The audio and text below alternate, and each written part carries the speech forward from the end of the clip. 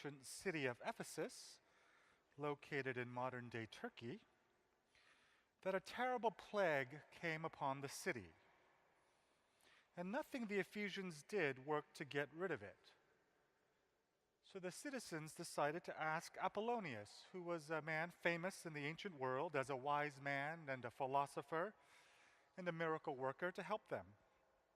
And when he arrived, Apollonius told the citizens of Ephesus to take heart, for he would end the plague. He had the solution. And then he led all the people towards the city's theater. And sitting there was an old beggar. The beggar had with him a small empty wallet and a lump of bread. His clothes were ragged. He had a grizzled face. He was poor. He was blind. And he was a stranger to that community. And Apollonius told the Ephesians to pick up as many stones as they could to surround the beggar and to stone him to death. For Apollonius said that this beggar was the cause of their plague. And at first the Ephesians were horrified. How could this poor blind beggar, a foreigner who wasn't even one of them, how could he be the cause of the plague? How could they kill someone who was so obviously vulnerable? That was monstrous. But Apollonius was relentless. He told them, this poor foreigner is the cause of your problems. You must kill him. And at first, a few stones were tentatively thrown, and then a few more, and then soon the whole crowd started throwing stones. They were no longer held back by any conscience or restraint, but they were enthralled to that bloodlust that comes with being part of a murderous crowd. And soon so many stones were thrown that a huge pile covered over the dead man. And when the crowd had calmed down, Apollonius told the Ephesians to remove the stones and see what they uncovered. And underneath the stones, the Ephesians discovered not a human body, but the dead carcass of a demon. So on that spot, in thanksgiving for their deliverance from the evil demon that had caused the plague, the Ephesians erected a huge statue. The French scholar René Girard relates this ancient story of Apollonius in Ephesus as an example of what he calls scapegoating, a process by which a community that is coming apart under stress tries to unify itself.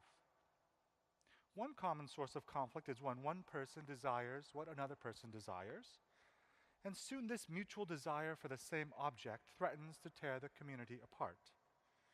This mimetic rivalry, he calls it, mimesis just means imitation, requires a method of relieving that tension in order to bring unity to the community, hence the scapegoat. And in this process, some arbitrary other is identified and then blamed for all of a community's problems. And once the guilty party has been eliminated, the conflict ends and peace returns.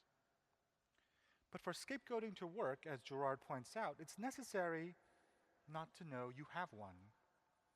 In other words, participants in the scapegoating mechanism have to believe truly in the guilt of the scapegoat. And when Apollonius was in Ephesus, the scapegoating process worked, because when the Ephesians uncovered all those stones they threw, they discovered it wasn't a beggar they killed. Oh no, it was actually really a demon. And here we see the frightening power of the scapegoating mechanism. It's not just that an innocent victim is murdered in order to gain peace for a community. It is that a whole community has become so trapped in a world of its own world of self-justifying delusion that it really believes that innocent victim is truly responsible for all of its problems. And once it believes that, the community can now justify to itself all manner of atrocities that it might perpetuate against the scapegoat, all in the name of some higher purpose. Another name for this evil, Girard notes, is the Antichrist.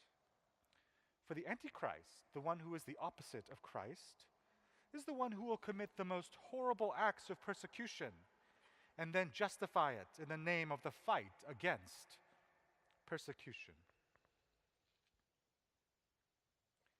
It's from this same city of Ephesus, also about 2,000 years ago in the first century AD, that the Apostle Paul writes his letter to the church in the city of Philippi, the letter to the Philippians that we just heard a moment ago. And this close connection between these two cities, Ephesus and Philippi, is appropriate because when Paul visited both of them during his second missionary journey, as we learn in the books of Acts. And it was during this second missionary journey that Paul and his companions, Silas and the evangelist Luke, preached the gospel of Jesus Christ for the first time in world history on European soil, in the very city of Philippi, which is located in modern-day Greece. And so when Paul writes from Ephesus to Philippi, he is writing from the first great center of Christianity, the Middle East, to a place where Christianity will eventually become the dominant religion, Europe. But of course, Christianity in the Middle East has been in a very slow retreat ever since the rise of Islam in about the 7th and 8th centuries. And in Europe today, Christianity is in significant decline. In the United Kingdom, only 7% of young adults identify as part of the established Church of England, the sister church of our Episcopal Church, while young adults who identify as Muslim are at 6% and growing. So if the Apostle Paul were writing today a letter from modern-day Turkey to modern-day Greece, he would be writing from a region where Christianity has almost disappeared to a region where Christianity is currently disappearing. And if you are the kind of person who sees in these facts not demographic trends caused by complicated economic and cultural factors, but if you see instead a simplistic and perhaps sinister narrative about the decline of white Western culture at the hands of the Muslims or the immigrants or the foreigners, then you might be in danger of being seduced by the Antichrist, of imitating the Antichrist by justifying the most horrible acts of persecution in the name of the fight against persecution. You might find yourself murdering 50 innocent Muslims who are at prayer, all in the name of some kind of noble fight against white genocide in order to prevent Muslims and all non-whites from taking over Western society. And if you do this, then you have fallen for the lies of the Prince of Darkness, that the scapegoat has anything to do with the plague that you fear so much. You believe the lie that the victims of your savagery somehow deserve it, and that their death will bring you healing or peace to you or to your fractured community, that senseless murder can have any redemptive purpose. But these are all the lies of the Antichrist, the one who is the opposite of Christ. For Jesus Christ operates in a very different way. Jesus is the one who tells us, if you need a scapegoat to unite and heal your divided community, then take me. I will be your scapegoat. And Jesus freely and willingly offers himself as the Lamb of God to be sacrificed that we kill in order to bring peace and unity to our community. But then Jesus does so much more than this. Because when we take Jesus and we sacrifice him on that cross, we discover to our horror the truth of this scapegoat mechanism. We realize too late with the Roman centurion at the foot of the cross, surely this man was innocent. And the gospel doesn't stop there. This gospel reveals that it's not just Jesus, but it's all the scapegoats throughout the entire history of humankind. Everyone who has ever been the victim of this kind of self-justifying and delusional violence, they have all been innocent. For in the city of Ephesus, it was not a demon that they stoned, whose death now relieved them of the plague. With gospel truth, we can pierce through that ancient myth and see that underneath all those stones, there was not the dead carcass of a demon. There was the body of an innocent beggar. And over, the gospel forces us to confront the truth that any actions to murder a scapegoat are not in the service of a noble cause, like ridding ourselves of a plague or fighting to preserve the white race against genocide. No. The gospel story forces us to realize that the scapegoat is innocent, and the guilty ones are the ones who throw the stones at the poor beggar, the ones who shouted, "Crucify him," to Pontius Pilate, or the one who murders 50 innocent Muslims at prayer. It is the scapegoat who is innocent.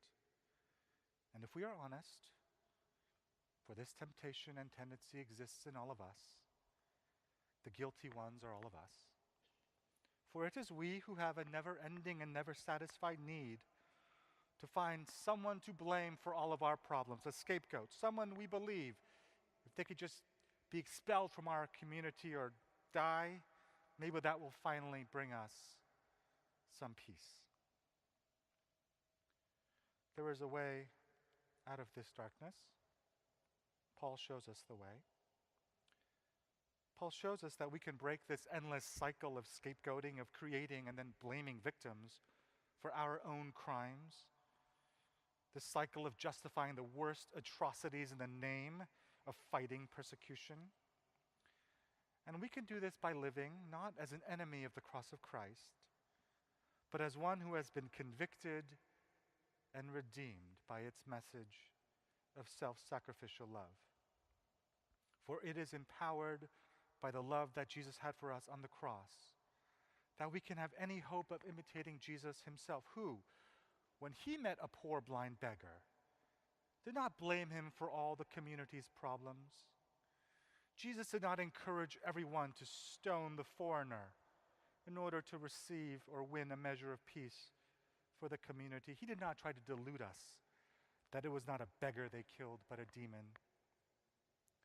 Instead, when Jesus came upon a poor blind beggar who said to him, "Jesus, Son of David, have mercy on me," Jesus let the man approach him. And when the beggar came to him again closer and said in a louder voice, "Son of David, have mercy on me," Jesus did as the beggar asked. Jesus showed him mercy. And may we have the courage to do the same.